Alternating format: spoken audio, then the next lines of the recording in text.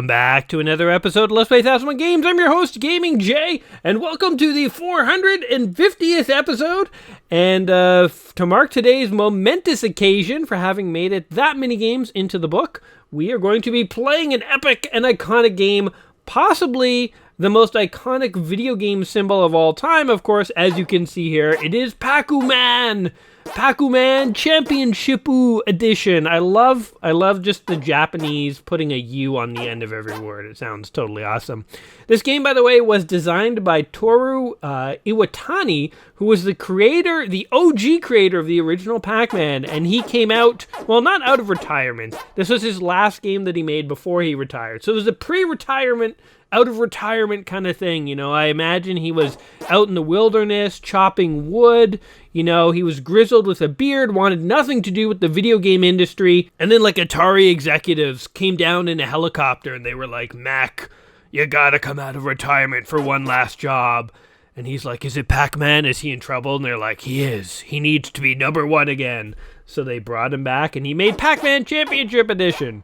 So this game is kind of like a remix of the OG Pac-Man. And I'm going to stop talking and actually get to the game here because you find people have looked at the title screen long enough. So without further ado, this is episode 450. So in Pac-Man Championship Edition here, you have different modes that you can pick. Let's just try Championship mode, which I think has 5 minutes, I guess. And you can see the game kind of looks like the original Pac-Man. Everything's kind of like neon fluorescent. Pac-Man's going through like his ecstasy phase. And those Pac-Man pellets like really screw him up. They just like, give him a wild ride he's never going to recover from. And as you can see, the map, so unlike the original traditional Pac-Man arcade game, the map sort of continually builds as you play it. So the entire map did not have pellets when we started. Instead, oh god, all right, now we got to use our brains to navigate around these ghosts that are coming to kill us. All right, there we go. The trick with Pac-Man, by the way, is just to bob and weave a lot. And the different ghosts do have different AI tendencies, and I have watched many a video explaining their tendencies, but damned if I remember how it all works. So all I know is eat as many pellets as you can so that you can eat as many ghosts as you can, and that's how you do Pac-Man. But yes, very interesting sort of take on Pac-Man where the level sort of fills in as you go. It really makes it like a different experience, honestly. Oh god. Oh my god. And I guess the thing is with this game is the game speeds up the longer you play it. So if you notice, things are going a little faster than when I first started here. I gotta say though, like as far as Pac-Man video games go, I feel like this is like an honest attempt to both modernize Pac-Man and also keep what made it so fun and enjoyable to begin with. This honestly feels like a Pac-Man, not like a reboot, but kind of, like a reimagining. You guys remember like Battlestar Galactica, that TV show from like the early 2000s? And it was basically a reimagining of the classic Battlestar Galactica. And it, like fans of the original, some liked it, some didn't. Some things about Battlestar Galactica I think were certainly improved. Fans of the series thought other parts of it were not improved so much. But, like, honestly, I didn't really watch the original show, and I was a big fan of Battlestar Galactica. Oh, damn it. Back in the early aughts. You know, like, remember, like, there were Cylons that looked like humans, like, anyone could be a Cylon, and it's actually a great show. It kind of miffed it at the end, and they kind of screwed it up. But, for like 4 seasons, they had a pretty good run. Damn it, I keep making stupid mistakes here. So anyway, I kind of liken this to Battlestar Galactica in the sense of like you can recognize it as Pac-Man, and actually this is probably even closer to the original Pac-Man than Battlestar Galactica was to the original show. Oh my god, that orange guy was asleep on the job. He went actually past me. What a loser. Alright, we're just gonna try and eat as many pellets as we can. I don't know what the better strategy is, if I should be trying to eat the ghosts or just going straight for the pellets. Oh my god, that blue guy. Oh my god, okay. We can do this. Wow. That's like the best game of Pac-Man I've ever played. 1200. Come here, Bluey. You're going to get eaten too. Imagine you were facing a formidable foe whose life goal was to eat you. That is, like, scary. Why was that guy scared? Here's the story if you were a ghost in Pac-Man. You've been recruited for night security at a warehouse, and a guy has broken in, and he's eating crates of material, and he also eats drugs that make him kind of go insane. He's sort of got, like, it's like PCP pellets or something. And once he's on PCP, he wants to literally eat you, too. That, like, you're fighting a monster. It's like something out of a horror movie. But that's the plot of Pac-Man, basically. From the ghost perspective. From Pac-Man's perspective, it's a guy on his lunch break just trying to snack, and he's getting harassed. It's harassment in the workplace. Oh my god. Oh my god, oh god. Oh, you like those crazy whiff moves? Boom. Boom, we ate a bell. What does that do for us? Like how all the ghosts just instantly turn around the second we eat one of those pellets. They're like, I didn't sign up for this! Oh god! He's eating me! What does a ghost taste like, by the way? I feel like the ghosts in Pac-Man... Oh god, they cornered me. The ghosts in Pac-Man are like the ghosts from Ghostbusters. They're like Slimers, all made of ectoplasm. I gotta imagine they would not taste good. But then they did have that Pac-Man cereal in like the 70s or 80s, where it was sort of like Lucky Charms, but the Pac-Man were the ghosts were the marshmallows. So it's like the ghosts tasted like Lucky Charms marshmallows, which sounds delicious. So I don't know what to believe. Do they taste like boogers or do they taste like marshmallows? One or the other. Those are the only two options we've got. All right, we played for 5 minutes. How many things did we eat? We ate 100,000 points worth of stuff, and we ate a trophy. That's an achievement. And look, how many times has a computer game broken your diet down second by second over the last 5 minutes? It's a first. So look at all the purples we got and the blues. You could study this and like make a pie chart, and you could like try and like look for better strategies of when to eat. I don't know. I'm not that sophisticated. Anyway, that was a championship mode. So challenge mode 1, challenge mode 2, extra mode. Okay, let's try a challenge mode. See what these are about. Oh, interesting. They mix up the playing field a bit. I'm excited to see what happens here. So we're... Oh man, that was so sloppy. I was going to say, we're going to lure the ghosts out. And once they're all ready, then we're going to go and eat them. We're going to eat them all. Oh yeah, oh yeah. Come on, anyone else want to get eaten? I like how the ghosts just turn into eyeballs after you eat them. Oh, now we're going to eat you. And we're going to eat you. We're going to eat you. And we're going to eat you. All right, anyone else? Who else wants to get eaten? I'll eat you. Oh, I'm a maniac. I haven't had lunch yet. This is pretty cool, actually. This is the ghost eating level. Yum, yum. It's so satisfying when you eat them and they kind of explode. Oh no, one guy's getting away. Never! Not on my watch, bud. Oh, but he did not turn back into eating mode. Because he was not in the jail by the time we ate the pellet. Oh my god. Oh my god! They came for revenge. They like cornered him in an alley and beat him to death with like a loose crowbar. They're like, how dare you keep eating us? You know how humiliating and disgusting it is to be digested by whatever you are? So I started the video off by saying Pac-Man is perhaps one of the most iconic video game icons of all time, and I stand by that. But what is he? What is he? He's like, what is Pac-Man? It's not clearly defined at all. He's some sort of little alien or something. He's a goober monster that just eats the undead. I don't know. I guess he's like a Ghostbuster, sort of. Honorary Ghostbuster. Oh god! I was going for the cherry. Got lured in by the pink guy. What's his name? I know I use the red ghost as my like icon personally. That guy is Blinky, I'm pretty sure. Oh my god. I don't know the names of any of the other ones. I think Inky is blue. Clyde is orange, I know that. So it's Blinky, Inky, Stinky, and Clyde. I'm pretty sure Stinky is wrong, but we're gonna go with it. Oh man. Oh yeah.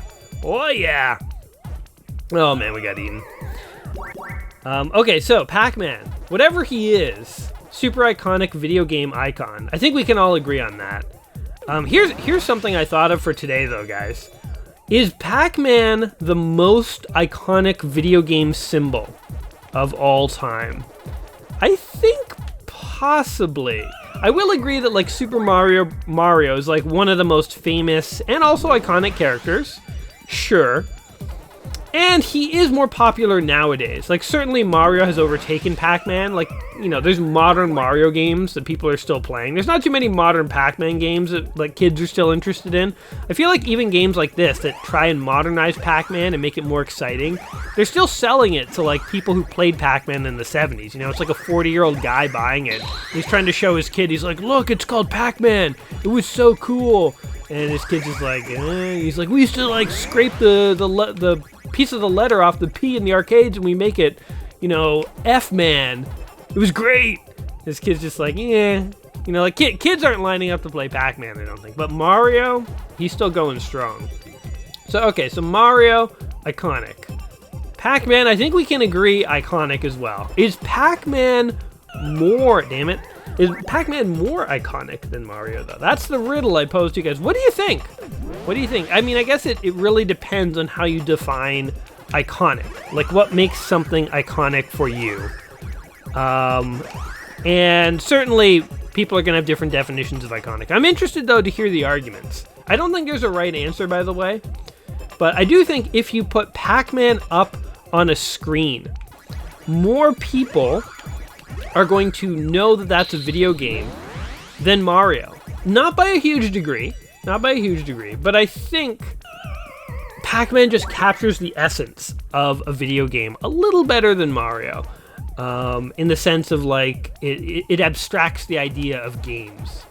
Admittedly, it's an old, almost outdated view of gaming. Because nowadays, like, Pac-Man is not what most games look like. You know, most games are like MMOs or first-person shooters or platformers like Mario. So the games look very different now. But sort of the abstract prototypical idea in people's heads, especially people who don't really game, of a video game, I think is Pac-Man. Which is why I personally would suggest Pac-Man is a more iconic character. But yeah, I'm not saying that's a definitive right answer. What do you guys think? What do you guys think? Sound off in the comments for that one. All right, we have tried championship mode, and so challenge mode is kind of like championship mode, but I guess you just sort of like go on longer. I don't 100% understand the difference. What's challenge mode 2? Oh, look at this. This is interesting. So we can't see the maze. Whoa, but all the pellets are there. This is almost like classic Pac-Man. Except you can't see the maze. But, I mean, the pellets kind of show you where the maze is. The only problem is if you come into an area that you've cleared and the pellets aren't there, you might get trapped by the ghost because you won't exactly know how to get out of any particular area. All right. So when I used to play Pac-Man on the Atari 2600, because I was too young to really play in arcades, so I played it at my babysitter's house after school. We played the terrible home port on the Atari 2600. My strategy was always to eat as many of the pellets as I could and like save the pills until an area was pretty much clear, and then you would get it. And then what I would do is I wouldn't even eat the ghosts. I would just use the invincibility time to go ahead and clear the remaining area. All right, that guy's gonna go that way. So we're gonna go this way. We'll eat that guy because he's convenient. Man, the edges of the screen, see how there's like a line that's like blinking inward? It's kind of like screwing me up. Oh, God. All right. Let's eat this. Oh, that like lights up the whole other half of the map. I see. Did that do anything for me? All right. We got this. We got this. Oh, I'm going to get trapped, aren't I? Oh, no, you jerks. There's nothing you can do there. Once they trap you like that, it's just game over. All right, but we can, oh my God. Oh no, we gotta run for it. Uh-oh. Oh shoot, okay, I've got like 3 of them on my tail. Oh my God, I've got 4 of them on my tail. This is actually good. There we go. We made it to the pellet. All right, come here, I'm gonna eat you all as punishment for daring to chase me. Yum, yum, yum, yum, and then we'll just warp to the other side. That's how you do Pac-Man. This mode's kind of interesting. I kind of like this mode. Oh, did the map change over here? I feel like the map is changing as you like clear parts of it. Because I don't think there was like a line up here, like this little alleyway right here. I don't think was there before. Oh God! Oh my God! How did that work? Oh God! Oh God! Oh, not even paying attention. Oh god, I don't value my life. Oh, that was so close. Yes. Oh man, we played a game of chicken there. If he had gotten to me before I got to the pellet, he totally would have eaten and killed me. It's a game of eat or be eaten. Oh man. All right, let's go to the other side. Oh no. Oh, Clyde, you fool. You fool. You let me through. Oh look, there's an alley up there. I don't know. All right. Boom. Now I'm gonna eat ya. So I guess the thing with this game is they try to add a lot more replay value to Pac-Man by taking the basic sort of premise of Pac-Man of like running around and eating things and being like, what are different ways we could sort of mix up the map while you're trying to eat things. The corners here are so dangerous, damn it. You can kind of get boxed in those corners. But yeah, so like what are different fun ways we can try and like mix it up? Oh my god. Okay, we only have what, 2 lives left? We got this. We're right near a pellet. If we don't have this, we're fools. All right, come here. I'll eat you and you and you and you. I'm doing it for the points. I think I got a 1-up. Boom. Then we'll eat all this stuff too. And we'll get the hell out of here. Oh my god! Can't believe that worked. Okay, and if we eat the cherry, it will unlock the other half of the level. Boom! Oh, we got 2 guys we can eat right here. Sweet. You know what would be a really interesting game of Pac-Man is Pac-Man where you had like line of sight, but you had like a radar like in Halo. So you could kind of detect when you were near ghosts, but you couldn't actually see them. I wonder if that would even be fun. Sounds like kind of an interesting idea that I don't think anyone's ever done, but it's like, I wonder if they haven't done it because it's like a terrible idea. Like if you were playing Pac-Man with line of sight, it would actually be horribly unfair, very frustrating, very boring. I don't know, maybe they tried it at one point and they were like, this idea sucks. It's quite possible. I think you'd have to change the dynamics. Like the ghosts would have to move slower or something. You'd have to like sort of tweak some of the settings to mess around with them to see if it would actually work. But, oh man. I feel like the pink guy chases me more than anyone. If I know Pac-Man AI, I believe it's supposed to be the red guy that directly chases you the most. Oh god, that was a terrible decision.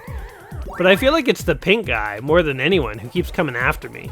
He's like got a vendetta, like maybe I ate his father. In some, you know, crazy drug-fueled state. There was nothing personal, I was just eating the ghost of any person I could find. Well, that guy's running for the hills. I'll eat this apple. See, this is where you're supposed to get like tons of bonus points by eating all the ghosts. I'm just like, forget it.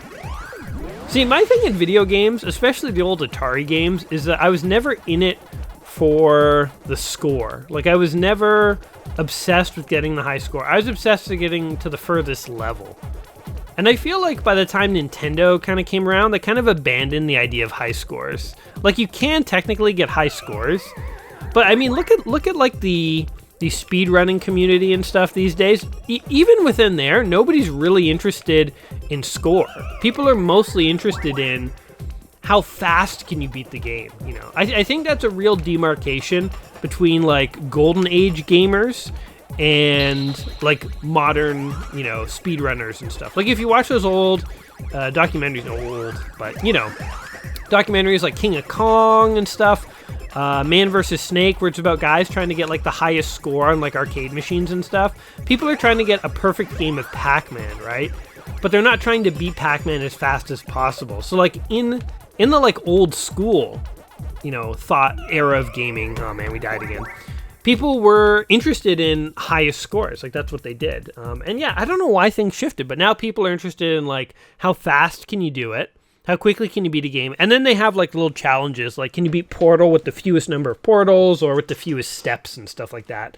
But again, it's still not, I mean, I guess those things are closer to score, but it's not 100% the same as score. But I guess like fewest number of portals is kind of like score. It's kind of like a golf score, you know, like the fewest putts. Anyway, we've got some achievements. This is how the statistics of the game you just watched I wonder if there's any like Pac-Man Championship Edition, like pros, that you could like show them this diagram and they'll be like, yo man, your like ghost eating is like way out of proportion. Like if you look at the 3-minute mark, you should be at like 8,000 with the light blues. Now your yellows are solid, but the purples are kind of all over the place. You want to see consistent purples every 30 seconds, a big chomp of purple. You know, like I wonder if they could like dissect and analyze this and it would like make sense to them. Anyway, these extra modes, by the way, remind me of Atari 2600. For every old Atari 2600 game, I feel like there are all these switches on the front of the Atari system, and if you flick them, they would like set your game up into like different modes, where like the walls would become invisible, or like your paddle in Breakout or Pong would become invisible, or where, you know, the ball would move extra fast, or the maze would be a different configuration. You know, the Atari games had all these like funky settings. And as a kid, I would just flick the switches and see what happened. And you would find all these like funky game modes, and I always remember that as a kid. All right, we got a couple more modes to check out. Let's try extra mode number 1 and see what that one's all about. Oh, this one looks funky. The map has like tons of teleportation points. Whoa, and things are going real fast. Okay, let's just eat this guy for funsies. Get this. Wow, this is like really fast. This is like Pac-Man is no longer eating PCP, he's eating crack. Or meth. It's like pure methamphetamines. It's like coursing through his veins. He's a big old drug fiend. Oh yeah, there we go. Wow, this is crazy fast. This is actually kind of fun. Kind of interesting. Interesting and different, I will give it that. Boom, come here, let me eat ya. This map is also really built for speed. Oh, he's right on my tail. Wow. Wow. Okay, how... Hey, look, the red guy is like perpetually just... He's a permanent set of eyeballs that have been trapped. Oh, God. All right, let's do this. And this. Wow. This... Now, talk about speed running. So, by the way, this game came out in the early 2000s on Xbox Live originally. I do remember back in the day, like in those early 2000s, I feel like most indie games were coming out on like the Xbox Live Arcade. That was, the Xbox Live Arcade kind of popularized the idea of these like mini releases, these sort of like micro, not even like a micro game, but just sort of, like I wouldn't consider this like a full-fledged AAA game the same way, you know, I wouldn't pay the same amount for this as I would like a Halo or Batman Arkham Asylum or something, oops, or like Gears of War. So I feel like the Xbox Arcade kind of popularized this idea of these like mini games. Like I might be wrong, but I don't remember a lot of these sort of smaller games being on other consoles, or they at least came out on the Xbox first. Like Braid is another one that I think falls into that category. It's a great game. It's not what I would consider a AAA game in the sense of like having, you know, a 40-hour campaign plus online multiplayer and leaderboards. It is an indie game, and it's actually one of my favorite indie games ever made. I love Braid, but it is a smaller game. And I think that was Xbox 360 as well, Xbox Live Arcade. Super Meat Boy. Oh god, that red guy was like right on my tail. Super Meat Boy is another example of a game that I think would fit in that category. So, yeah, I think it was sort of, oops, it was definitely sort of the Xbox that drove those games forward. I don't remember Sony or Nintendo really doing much of that. Sony later on would get all these games. Like this game is on the PS Network, and you know, like Braid and stuff would end up on the PlayStation Network and stuff, but it all came a little later, I think. Oh my god. Oh god, we're dead. You have to really think fast in this game mode. By the way, this game was not just released on Xbox and eventually Sony and Nintendo consoles, but it also got an iOS and Android release, if you can believe it. This game was released on iOS and Android, and I'll give you guys a guess as to how it was received on those mobile platforms. It was received fairly well, actually. I bet you were thinking it was received very poorly. No, it was received fairly well, but the complaints about the game centered on its controls, which, I mean, forgive me, but duh. Like, who in their right mind, honestly, okay, maybe I'm wrong on this one too, but who in their right mind thinks you can play a game like this on mobile with touchscreen controls and have the touchscreen controls be precise? I just don't think it's possible. Every touchscreen game I've ever played that I have ever played has controlled poorly, unless it's like a strategy or a puzzle game. You know, games where you can be like meticulous and methodical, and it's like a point and click game. Those games are totally fine, and there's like a lot of actually great mobile games like that. But an action arcade game where you need precise controls, maybe I'm old, but I do not see it. I think it is a joke to try and put this kind of game on a mobile device, and then not be completely, and then, you know, be surprised when people are like, yeah, the controls suck. You know, it's like, duh, it's a mobile phone, man. What were you thinking? What you really need is just physical controls. And if you have like a Bluetooth controller or something that like, connects to your phone and you play this game that way, yeah, then it'd be fine. Like, I don't think phones are inferior and can never run video games. It's just, I think touch controls belong in a very niche area of video games.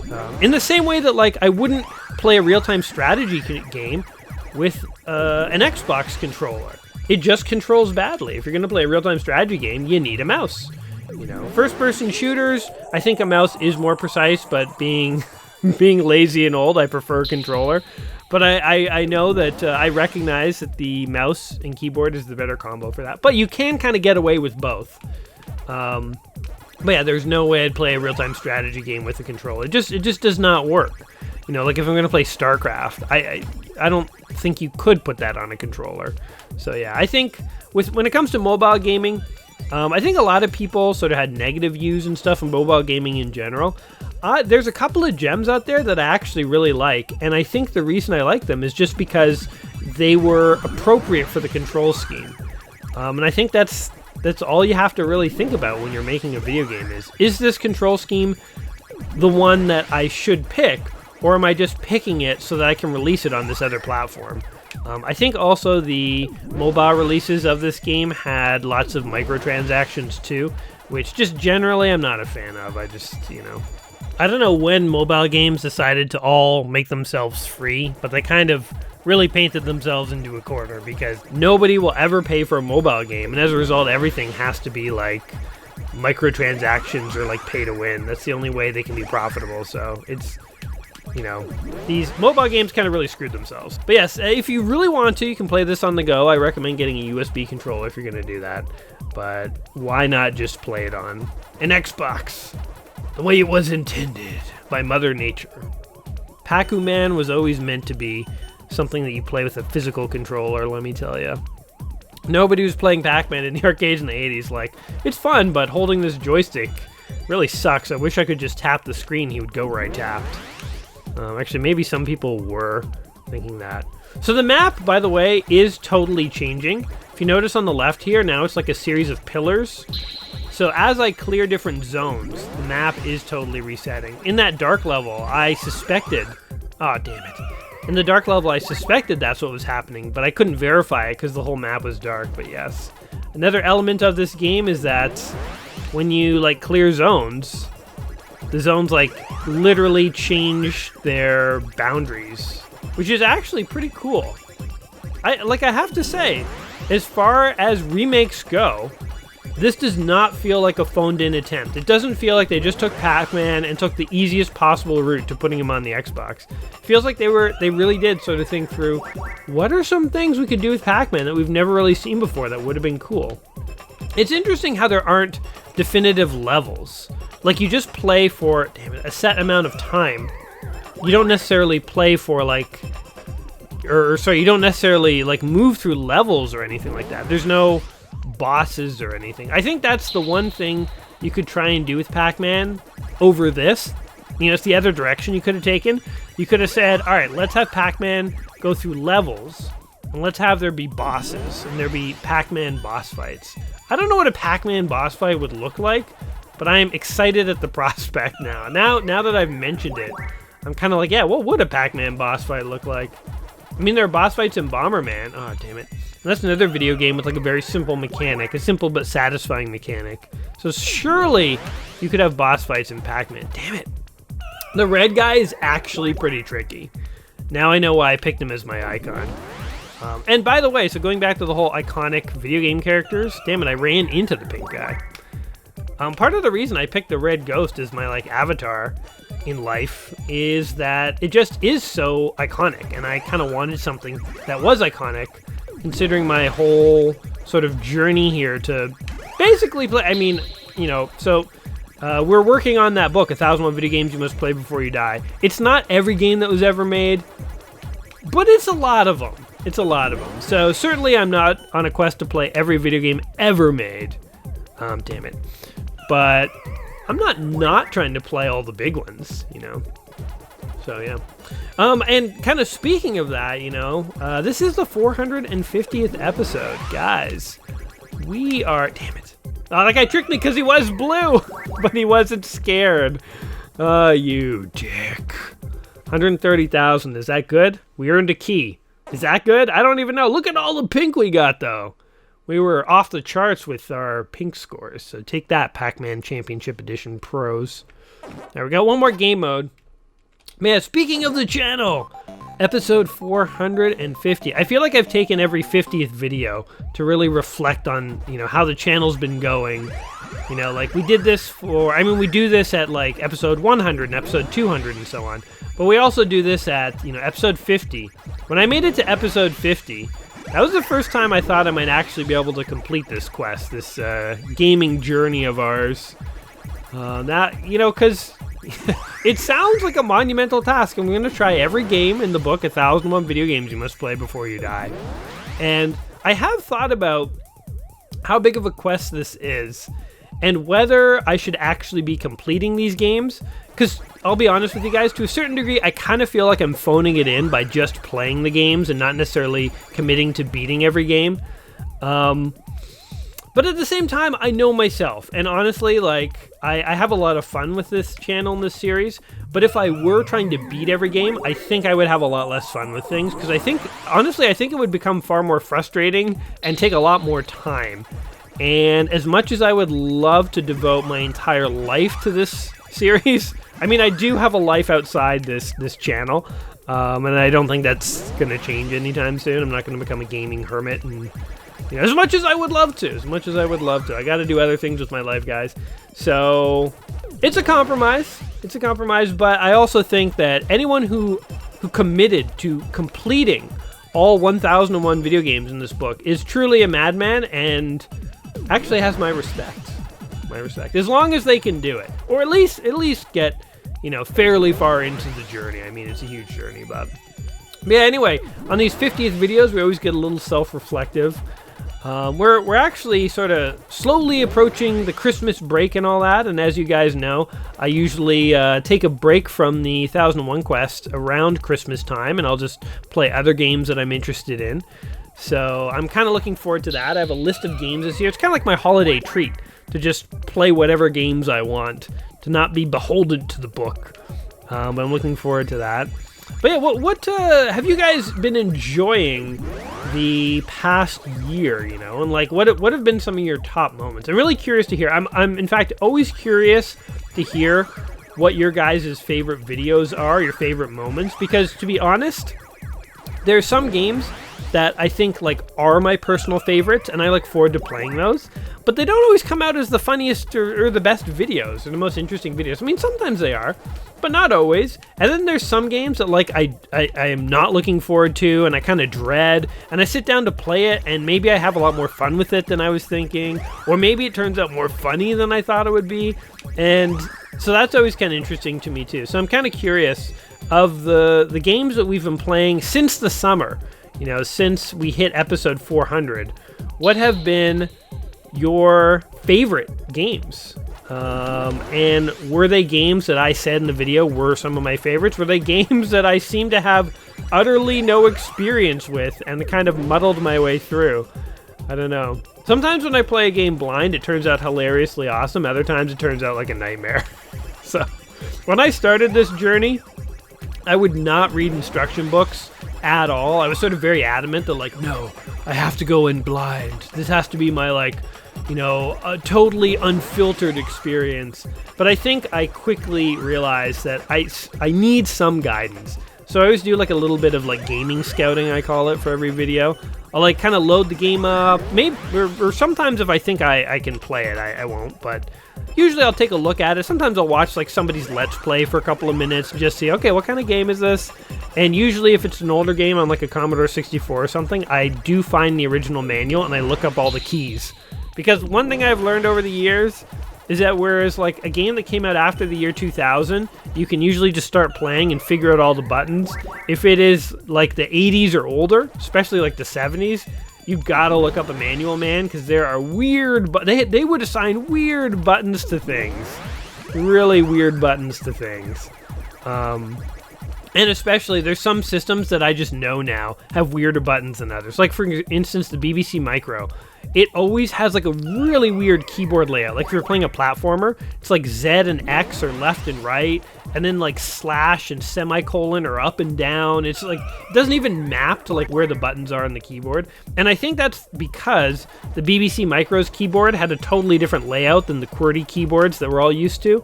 So the buttons don't really, like, make any sense to us in modern times, but back then they would all be lined up to make, like, a D-pad or something like that. So, yeah. You know what? My brain is full of random, weird video game trivia like that I never thought, oh, God, I'm outrunning him. So my brain is full of, like, random, weird, esoteric gaming knowledge like that. And I never thought that would be me, but it turns out it is. So I know all this weird stuff.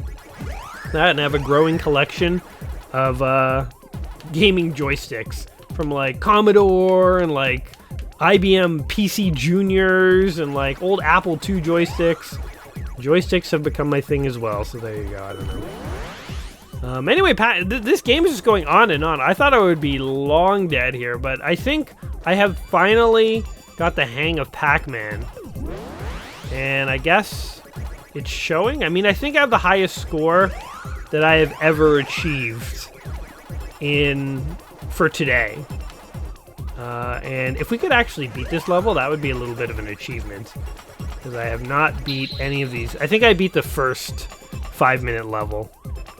Alright, let's just go like this. Oh, I wasn't even looking! I was looking at the left side of the screen. I did not go where I wanted. I wanted to warp to the other side. Oh my god, and we're dying again. Oh well. Look at all the stuff I've eaten at the bottom, by the way. There's like an egg, a hamburger, a fly, another fly, a piece of pie, a coffee cup, a key. This dude's eating a key. Like, get him to the hospital, man. They gotta, like, pump his stomach. Ah, damn it. Bobbing and weaving past the ghost is definitely an acquired skill. Oh, my God. Boom.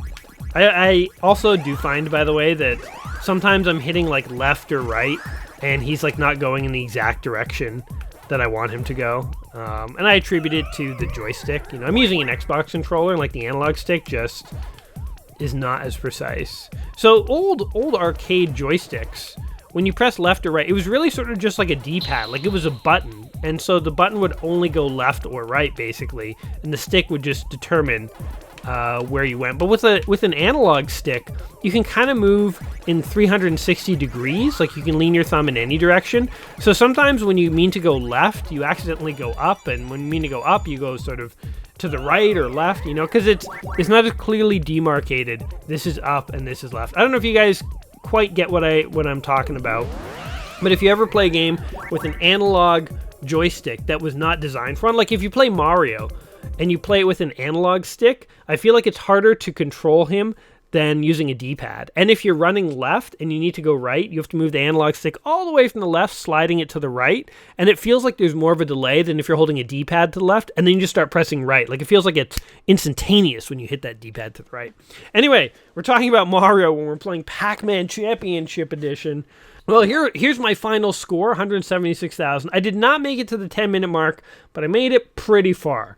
So I think as a personal best, this is something to be proud of. And that's it. Those are all the game modes. Returning to the menu. So, Pac-Man Championship Edition is one of the games in the book, 1,001 Video Games You Must Play Before You Die. I think this is an awesome remix, reinterpretation of Pac-Man. I think for people who grew up on Pac-Man, and even for people who didn't, this is like a fun way to bring Pac-Man back and sort of reinvent him. There's a variety of different game modes. There's all sorts of really neat features in the game where like the levels will like reconfigure themselves as you're playing. I think the only thing missing, if I'm being totally honest, is a classic mode where you can just literally play a normal, straight up game of Pac-Man where you beat the level, you go to the next one, you beat the level, you go to the next one. In fact, they could have done that really cool where like you get to the 256th level, I think, which is the kill screen in Pac-Man, and they could have had that come up in the game. That would have been really cool. Really cool way to like honor, you know, the true original Pac-Man. So yeah, I think this is like a cool remix interpretation of it. If you are a fan of Pac-Man, I could see this game being like a fun alternative to Pac-Man, but I don't think it replaces the original, in my own opinion. But hey, those are just my thoughts. What do you guys think of Pac-Man Championship Edition here? Is it a game that you yourself have enjoyed? Would you recommend it? Have you never played it? Now you're thinking about it. Is my opinion of the game correct, or do you have a better opinion? Whatever the case may be, sound off in the comments down below. And guys, as always, thank you for tuning in to the end of the video. Thank you for watching my videos and supporting my channel. As I said, we are at episode 450, which is mind-boggling. We're rapidly closing in on episode 500, which will be a big deal, I think. And yeah, if you have been enjoying my videos, don't forget to do what you can. Like the video, share it, even just commenting to me, just to say hello. All those things help let me know that you're out there, that you're enjoying things, and they help keep me going. Beyond that, though, guys, I wish you well in all your retro gaming endeavors, and until we meet again, you all take care of yourselves. Alrighty, guys. Peace. And we're gonna eat you. And we're gonna eat you. We're gonna eat you. And we're gonna eat you. Alright. Who else wants to get eaten? Pac-Man.